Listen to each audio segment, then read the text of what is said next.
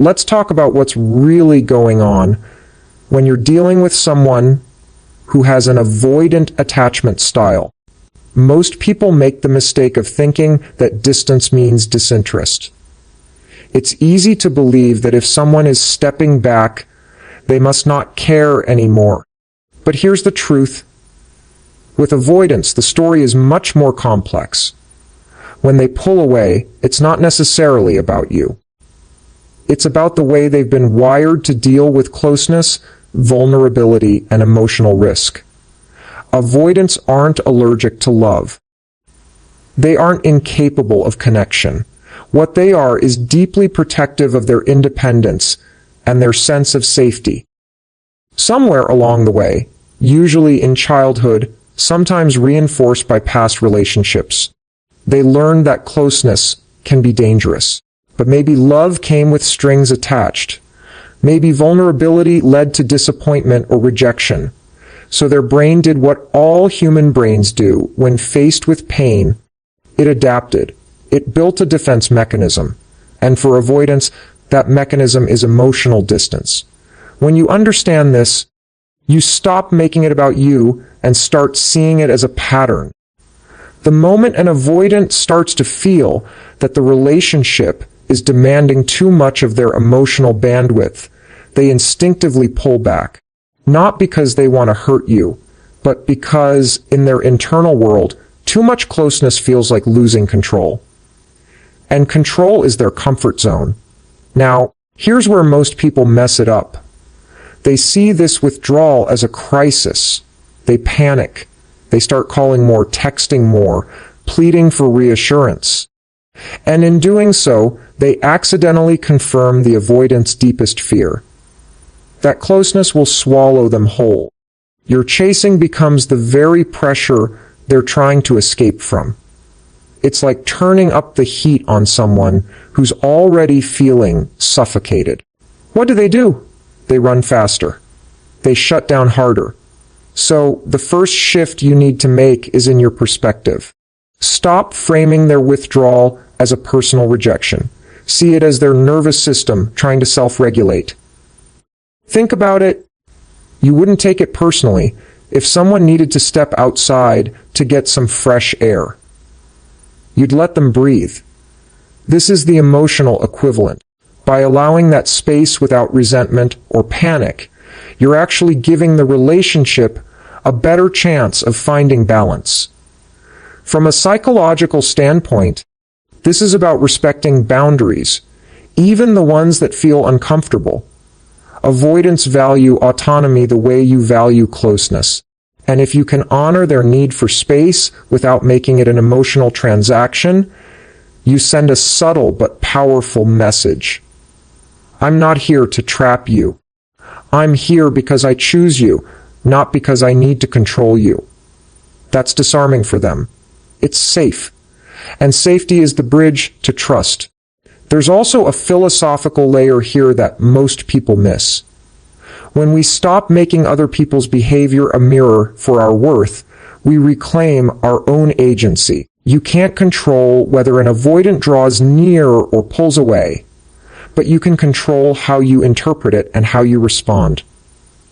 If you respond from fear, you'll feed their fear. If you respond from calm self-assurance, you create an environment where they can inch closer without feeling trapped.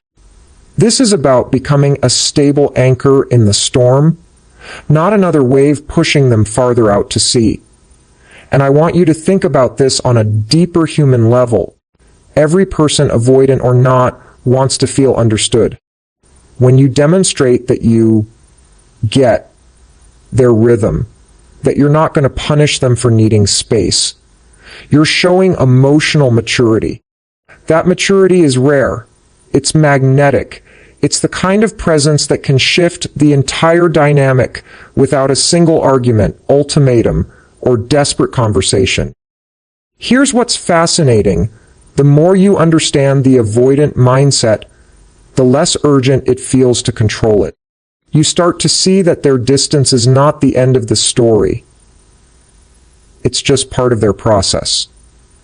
And when you stop pushing against it, You give them something they didn't even know they were craving, the freedom to come back on their own terms. People value what they choose, and when they choose to return because the environment feels safe, that's when the relationship can deepen in a real, sustainable way. So the next time the avoidant in your life starts to pull back, resist the temptation to close the gap for them. Resist the urge to fill the silence with constant reaching out. Instead, recognize what's happening, hold your ground, and let them breathe. Not as a game, not as a manipulation, but as a genuine act of respect for their emotional reality. Because here's the paradox. The space you allow is often the very thing that brings them closer. Here's the truth that most people don't want to hear when someone starts pulling away. The instinct to chase is one of the most destructive impulses you can act on. It feels natural, even urgent, to close the gap, to restore the connection, to get them to come back emotionally. But if you've ever actually tried that, you know what happens? The more you push forward, the more they step back. And with an avoidant, this isn't just a matter of preference, it's their core survival mechanism. Chasing, in any form, sends a signal to the avoidant brain that says, you're losing your freedom. And for someone whose deepest fear is being trapped or engulfed, that signal sets off alarms. The irony is that your attempt to fix the disconnection becomes the very reason the disconnection grows. You think you're solving the problem, but from their perspective, you've just become the problem.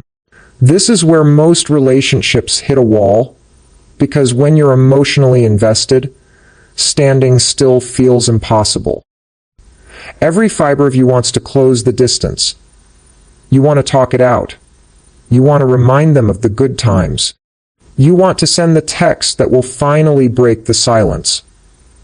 But here's the psychological reality in these moments. The most powerful thing you can do is nothing. Now, I don't mean the cold, punishing kind of nothing. This isn't about withholding affection as a weapon. I'm talking about the intentional, grounded decision to create space.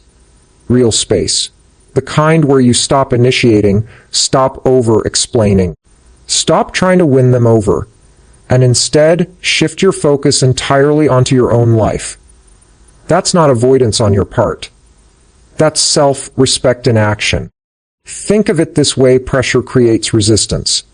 In physics, if you push against an object, the object pushes back with equal force. Human relationships follow a similar principle. When you push for closeness with someone who's already leaning away, they don't meet you halfway. They retreat further. But when you release the pressure, you disrupt that cycle. Suddenly, there's no need for them to keep defending their space. And in that absence of pressure, curiosity and connection have a chance to re-emerge. There's also a deeper, more personal reason why this works. When you stop chasing, you signal to yourself that you are not defined by anyone else's level of engagement. You reinforce the belief that your value isn't conditional on their attention. That mindset shift doesn't just affect how they see you. It changes how you see yourself. And when your self-worth stops riding on the roller coaster of their behavior, you become emotionally unshakable. Philosophically, this is about releasing attachment to control. We've been conditioned to believe that love is something we can manage like a project. That if we just say the right thing, do the right thing, or try hard enough, we can engineer the outcome we want. But real connection isn't manufactured. It's chosen. And for someone to choose you authentically, they have to feel like they have the freedom not to. Creating space is an act of trust, not just trust in them, but trust in yourself. You're trusting that you are worth coming back to. You're trusting that the relationship doesn't need to be micromanaged into survival. And you're trusting that even if they don't return, you will still be okay. That's a radical kind of confidence, and it's magnetic. And here's the beautiful paradox. The moment you stop trying to pull them closer, you give them something they can't get from you any other way. The experience of missing you. If you're constantly in their space, emotionally or physically, they never get the contrast of your absence. They never have the opportunity to feel the value of your presence. Space creates that contrast. It's the pause between the notes that makes the music. I've seen it happen over and over again. Someone stops chasing, focuses on their own life, and without fanfare, the avoidant starts to lean back in. Not because they were convinced or persuaded, but because the absence of pressure created the safety they needed to come closer. And when they do, the connection feels different, lighter, freer, and more sustainable. So the next time you feel that panic rising, that urge to bridge the gap immediately, I want you to stop and remind yourself, closing the gap for them is not your job. Your job is to hold your center, to live fully, to protect your peace. Give them the space to come forward on their own terms. That's how you break the cycle. Because the truth is, love that is chaste will always feel like it's running. Love that's allowed to breathe will find its own way home. If there's one thing that will change the entire dynamic with an avoidant, or honestly, with anyone, it's learning how to hold on to yourself, value, and regulate your emotions when things feel shaky.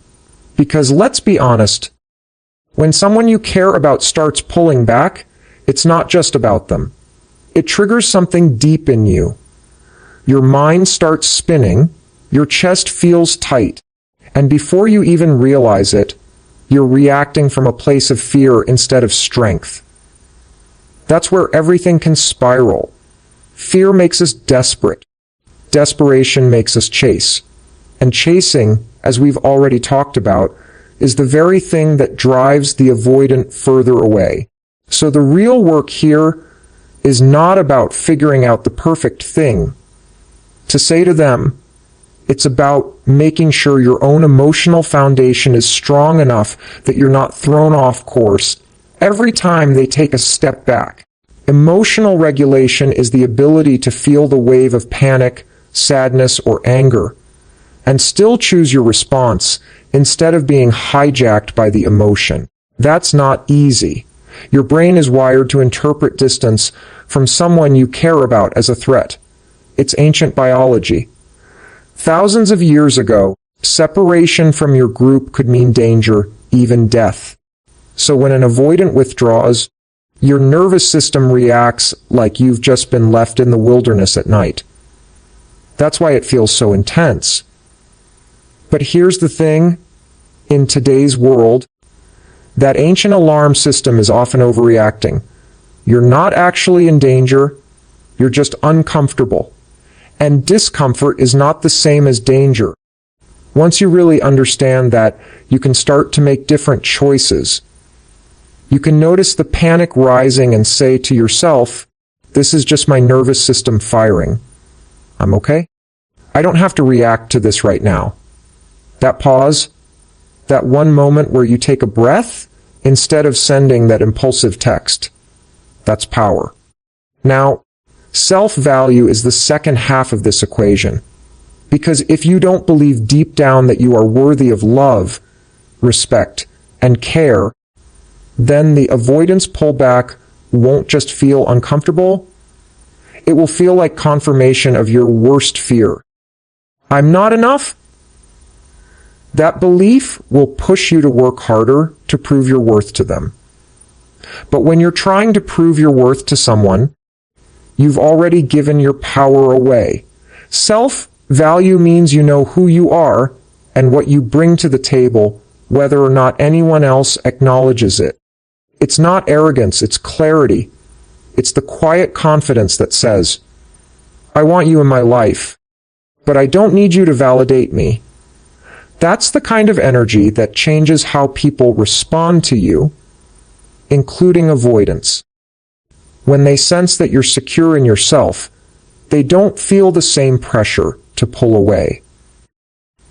They're not on guard against your neediness because there's no neediness to defend against. Philosophically, this is about sovereignty, being the ruler of your own internal world. You are not at the mercy of someone else's moods or patterns. You don't outsource your emotional stability to whether or not they're texting you back. That's the kind of inner strength that makes you magnetic because it's rare. Most people are reactive. Most people's emotions rise and fall depending on what's happening around them. When you can stay centered, you stand out. Practically, but building that kind of self-value and emotional regulation takes repetition. You practice it every time you resist the urge to over-explain yourself. Every time you redirect your energy into something meaningful for you. A workout, a project, time with friends. Instead of into monitoring their behavior. Every time you speak to yourself with compassion instead of criticism when things feel uncertain. You're training your nervous system to stay calm and your mind to stay clear. And here's the paradox. When you stop trying to manage their feelings and start mastering your own, you become the safest person in the room. Not because you're perfect, but because you're steady. Avoidants are drawn to that.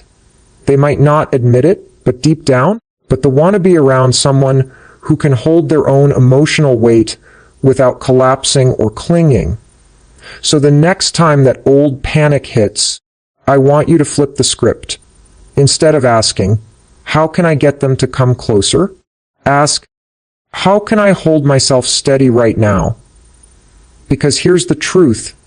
The more you can anchor yourself in your own value and regulate your emotions, the less their pullback will control you, and the more space you create for a healthier, more balanced connection to emerge. When you learn to be your own source of stability, you stop chasing peace from other people. And the moment you stop chasing it, you already have it. One of the biggest mistakes people make with avoidance is thinking that more words will fix the problem. That if you just explain yourself clearly enough, if you just express your feelings the right way, they'll finally understand and open up. But with avoidance, it's not about the amount of communication. It's about the quality. And in their world, the less pressure they feel in a conversation, the safer they feel in the relationship. This means that when you do communicate, the tone matters more than the content. The goal isn't to force closeness. The goal is to create an environment where closeness feels safe enough to choose. That's why subtle, low-pressure communication is so powerful. It's not manipulation, it's meeting someone where they are instead of demanding that they meet you where you are before they're ready. Here's the psychology behind it. Avoidants are highly sensitive to anything that feels like a demand on their time, energy, or emotions. If a conversation feels loaded with expectation, their internal defense system kicks in. They start looking for an exit, emotionally if not physically. But when a conversation feels light, relaxed, and expectation-free, their guard comes down without them even realizing it. Think of it like this. If someone is standing in a doorway holding it half shut, and you push hard against it, they'll instinctively push back. But if you step away from the door, they can open it at their own pace. Low-pressure communication is stepping away from that door. It's giving them room to come forward without feeling pushed. Now, that doesn't mean you avoid important conversations forever. It means you choose your timing and your delivery strategically. A text that simply says, "Hope your week's going well," is often more effective than a paragraph asking, "What's going on with us?" Because the first one invites a simple, safe response. The second one demands vulnerability before they feel ready to give it. Philosophically, this is about respecting someone else's rhythm without losing your own. It's about saying, I'm here, I'm open, and I'm not going to crowd you. That balance is what keeps the connection alive instead of strangling it. You're not silencing yourself,